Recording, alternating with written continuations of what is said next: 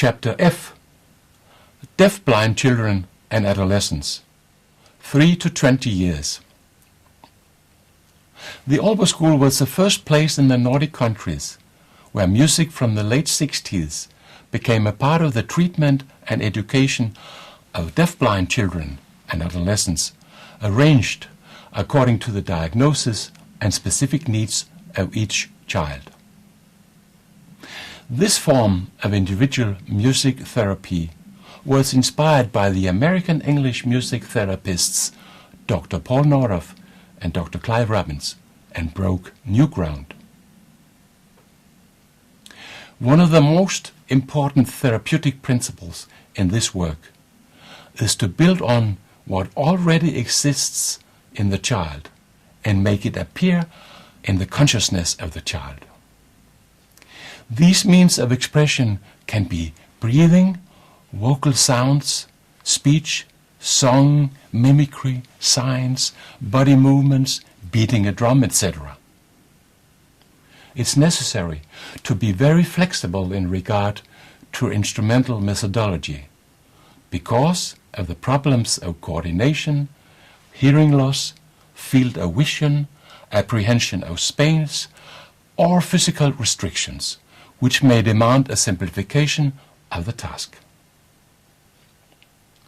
If the music therapist knows how to adjust the improvisation of his instrument, or perhaps of his voice, to the pupil's own productions or response to musical stimuli, and the pupil himself is able to engage actively in music and expand the musical contact he had with his own musical language, then we have, via the music, started an interchange between people. And this is the basis of music therapy. Music is one of the best ways of keeping the attention of a human being because it is a constant mixture of new and already known stimuli. The active and attentive condition, which can be obtained through adapting the music to the handicapped pupil, is an excellent resource for all kinds of learning. We regard music, among other things, as a form of structured sound, just as in language, and musicality as the ability to react to the musical stimulus and to create music ourselves. The person who listens or perceives through other senses the innumerable variations of those musical sounds is himself creating music. Through the reaction or response to music, and only then, music becomes music. As a language, even as a non-verbal language, music is therefore created by speaking and listening people.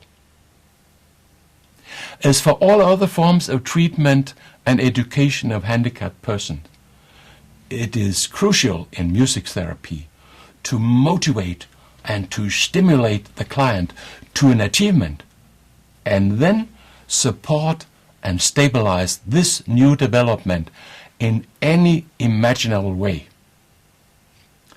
As a music therapist, you will, during the music activities, feel and listen into the pupil's music, tempting a development and reinforce this new development.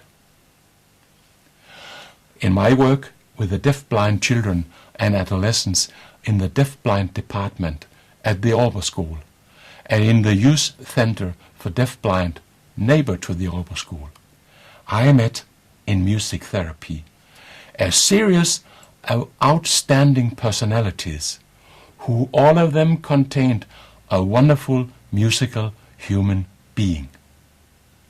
Here, we meet some of them in individual therapy with drums by the piano, on the vibration bench, where they feel rhythms and music. In song therapy, in sound therapy with tone bars, and in dance in a wheeled chair.